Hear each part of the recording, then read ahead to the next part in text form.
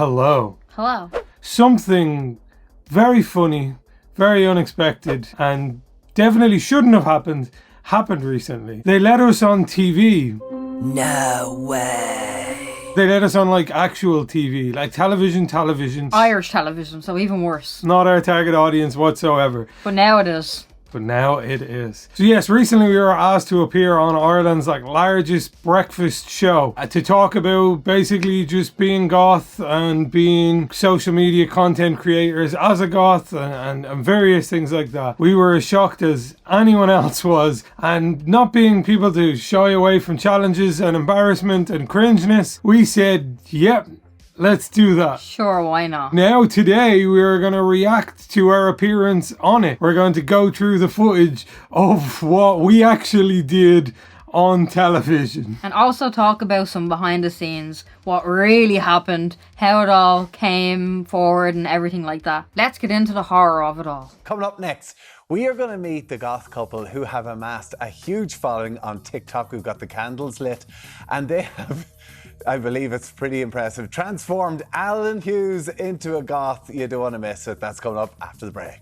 So after this point, we basically had to go off and do a makeover on one of the hosts. And we had to go and get all of our stuff set up in a makeup room. The host that we were doing it was actually still on the air. And then he came and met us, and we had 15, max 20 minutes to do a full makeup, costume, wig on one of their hosts. Probably not our best work, I don't think. Yeah, so basically we took a side each. I'll take this side, you take that side kind of thing, and we'll work together because we're on limited time here. Also, we found out about this the night before, so I just had to pack a few bits in my bag, and thankfully I had some spare makeup from doing people's makeup before. Originally we had said what could you just do, what could you do on the show, but then last minute they were oh, actually someone would be up for a makeover. Said yeah, sure, why not, it'll be fun. Yeah, it was difficult. It was in that kind of short time frame being right, do someone's full foundation, do their eyebrows, do their lipstick, do their eyeshadow, do their eyeliner, dress them and put a wig on them. I don't know about you, but I was terrified at this point.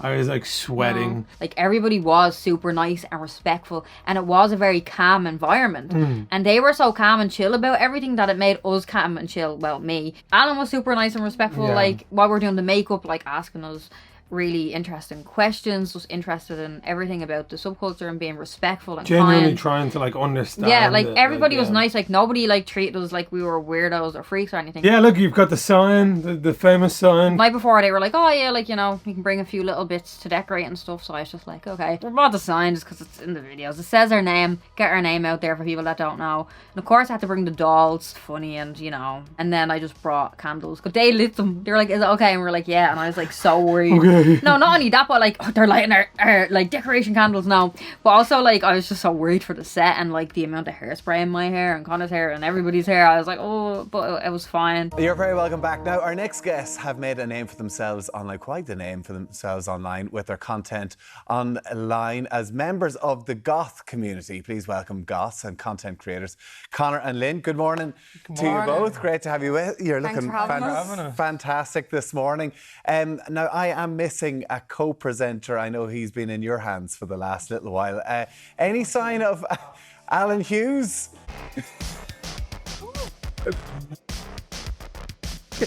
Love the hand gesture, Alan. Yeah, do you like it? Conor, Lynn, what do you reckon? We make a good... 100%. Looks incredible. Right, so several things here. One, we've talked about the makeover. Not our best work. He had a beard as well. I like that wig. We didn't want to do it.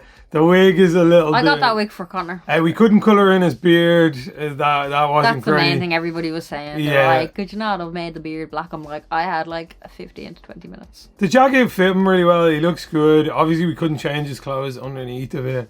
The hand gesture. This is entirely Lynn's fault.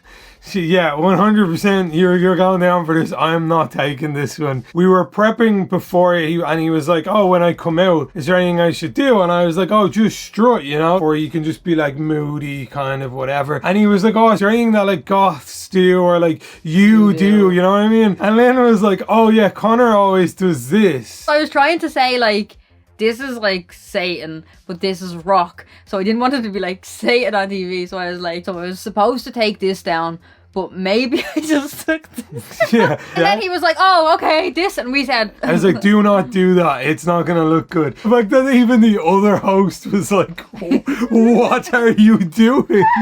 Did you like it? Do you like it?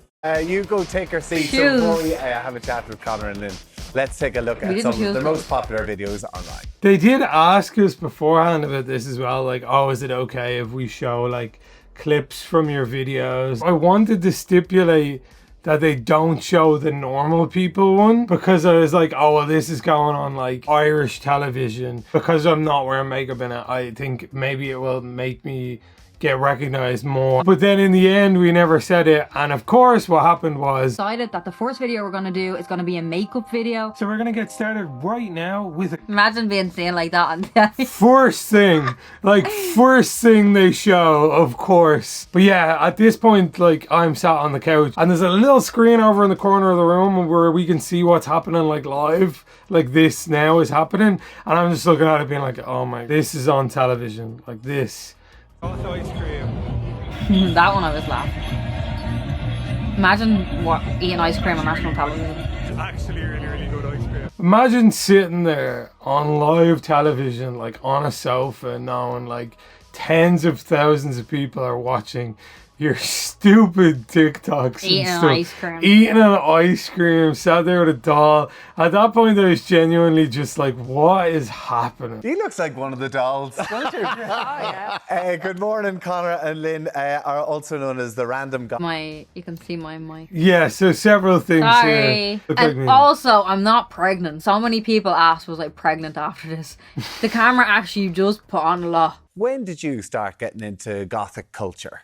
I think from the age of 9 or 10 years old, I started to get into, well, I really loved Halloween, but then that turned into me liking metal music and stuff like that. But then I found Evanescence, and she inspired me to dress Gothic.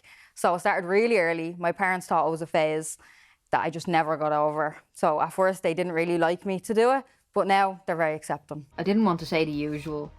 I've done a couple of interviews, only a couple, and already I'm like, oh, I'm sick of telling the same story and having to be like, actually, I listened to The Cure when I was 10 years old, because I'm going to be honest with you, I never seen The Cure as a goth band. I told you. I heard it once with my nanny. I was like at a panto show or something. We used to go to panto shows, and there was like, I think we might have seen Cats or something, I don't know. It was like Love Cats, and I heard Love Cats. I was like, oh, I like that band. So whenever I heard that band, like, didn't know what they looked like, didn't know anything, just liked them. And I know like Evanescence is not goth, but Evanescence is gothic, and what got me into like more of spooky kind of things like that and wearing stuff like this. Yeah, I didn't have much time to be like, so first I liked Halloween, and then I knew I was like spooky. I don't have time to say all that. Catholic school and everything like that. I did, So I I could went to a imagine Catholic you school. arriving in and the nuns going, what's going on Yeah. here? There was like 4 or 5 Gothic people maybe in my year, and whenever we came in, it was always us 5 that would be sent outside. Go to the bathroom, take your makeup off. I'd try and wear hoodies and everything,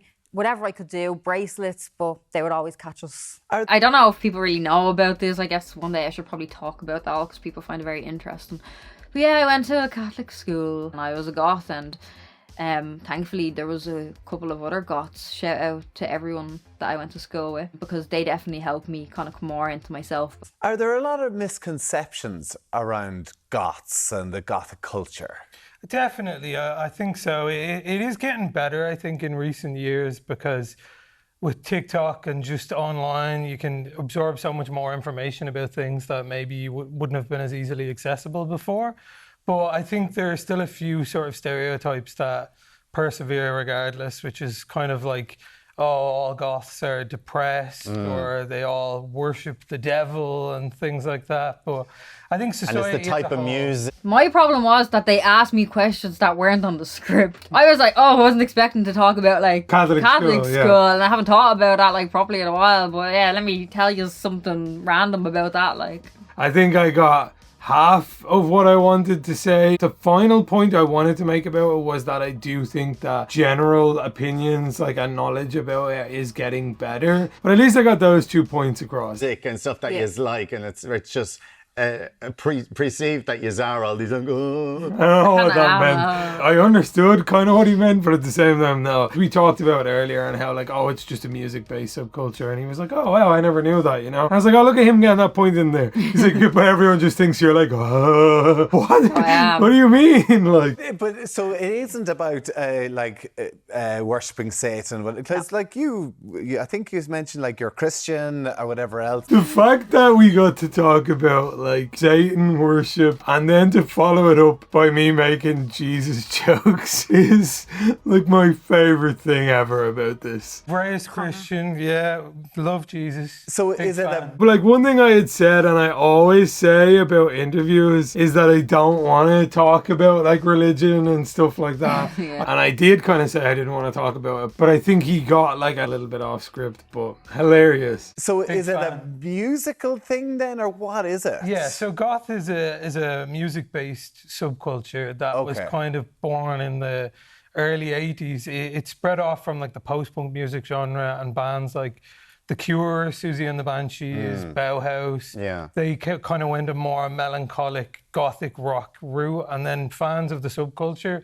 of the music, kind of formed the subculture, and over the years it's become like music and fashion, and now there's probably millions of people around the world. Tried my best here, but it's really fighting myself on this It's your job. Yeah, like, I mean, I got the finer points across. I got what I wanted to say. I mentioned the bands that you know, like, need to be mentioned. You can't go on, like, TV, especially this kind of TV, and be like, oh, these really obscure bands, you know? Like, obviously, when you're talking about the formation of the subculture, you really have to go with, like, the heavy hitters. Also, I just did not know how to end this point. Now there's millions of us. Was it that kind of music that got you into goth?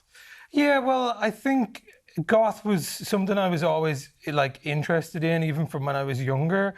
And I matured more into the style and stuff as I got older. When I was growing up, like I had siblings who were teenagers in the 80s, and then a sibling who was a teenager in the 90s.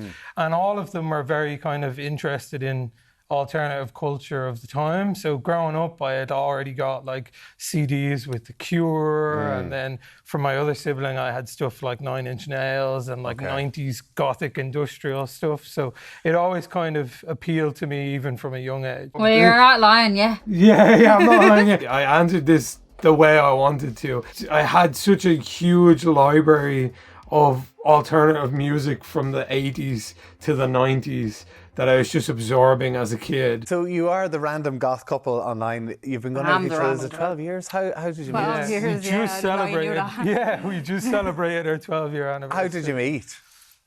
We actually met at a petrol station.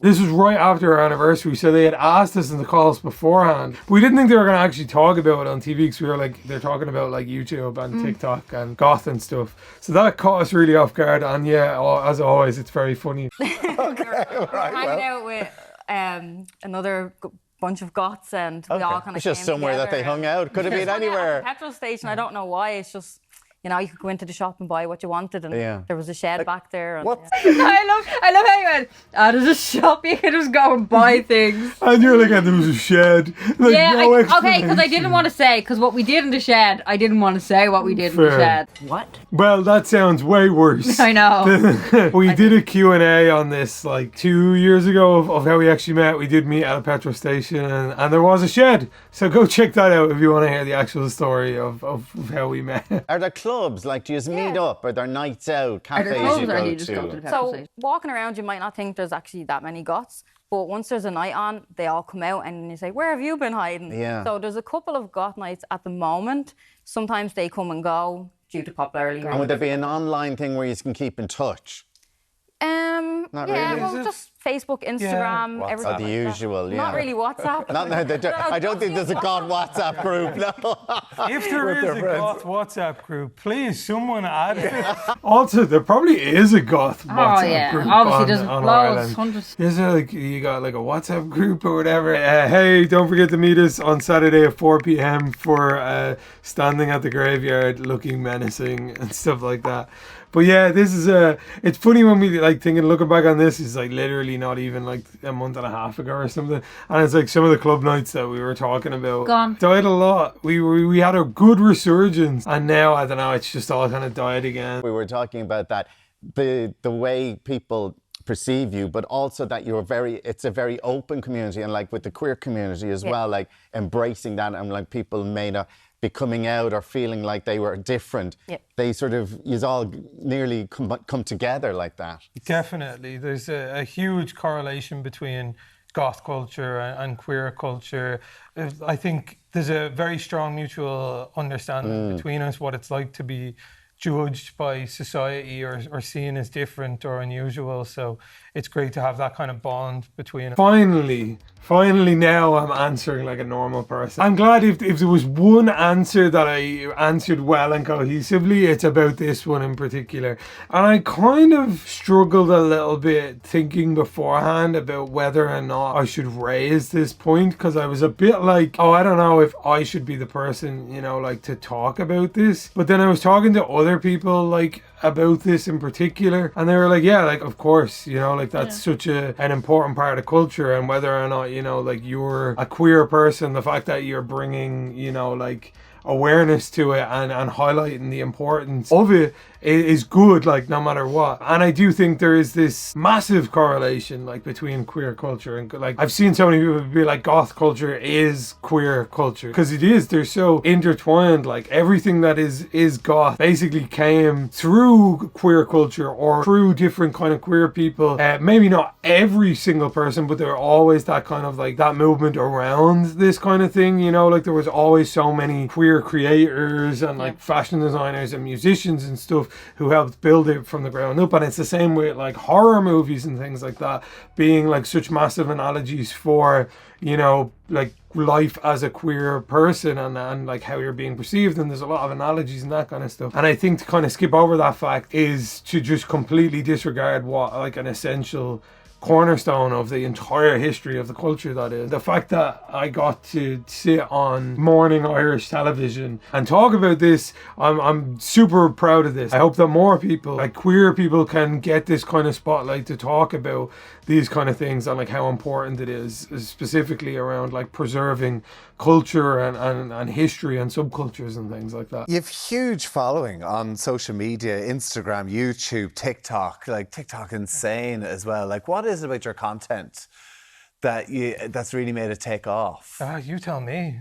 Honestly, we're not The sure. gothic ice cream maybe, was it? Ice cream. We went to see Barbie and it was the contrast. And this one as well, like I never know what to say. Oh, why do you think like your videos do well? We're both just like, I don't know. I always just want to just improve and always do better, and I never like say, oh, good job. I'm always like, I can do better. I need to do better. The fact that anyone watches any of our videos amazes me on a daily basis. I saw you did the April Fools though, where you actually dressed up kind of in, I don't know, would that be your day-to-day outfit or completely not day-to-day? We went to Tesco and bought some outfit. We went to the Tesco bargain bin. Yeah, that's actually true. And bought that ugly outfit. Sorry, this is not you every day.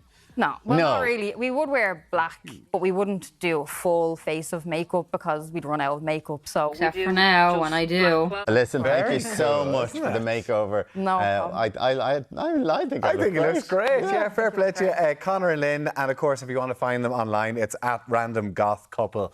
And thanks for bringing in all the and the jacket. Thank is you really for this. cool. I'm loving this. You might get this back. Now coming up. But yeah, that was our appearance on TV. It was fun. It was lighthearted. It was kind of like, couldn't go too in depth about anything. Yeah. I don't think it was as awful as I thought it was going to be. If it hadn't have been for the makeover, I think it would have been, you know, a pretty okay. Like I would have said, oh yeah, we did a good job. You know what I mean? Mm-hmm. Yeah, I agree. It could have been a lot worse, and they could have made us look bad or edit us to look bad, but not really because it's live. But that is something that people talk about, is like being edited to look like that they could be satanic or something like that. Yeah, I was super worried that they were gonna like, you know, come on and just like scapegoat us and like witch trial and be like, oh, this and that and blah blah blah. But they're actually super nice, and it was like a good little piece. You know, like if we were reacting to this and it was someone else, we'd be like, oh, they made, you know, like nice points. But if you want to check out this without us talking over it, I'll put a link to it in the description down below. You can see the VOD. It's on YouTube. It's viewable all over the world if you want to watch it yourself without us like cutting into it or anything like that. So we hope that you enjoyed this video. If you did, be sure to leave a like. If you're not subscribed, please consider subscribing as it helps us out a lot. As always, I want to give a massive shout out to our members over on Patreon who help support us to continue to make videos like this. If you would like to help support the channel and also get access to behind the scenes blooper reels, early access to videos and our copyright free music library, the link to our Patreon is in the description down below. We hope you enjoyed it, and as always, until next time, see you in your nightmares.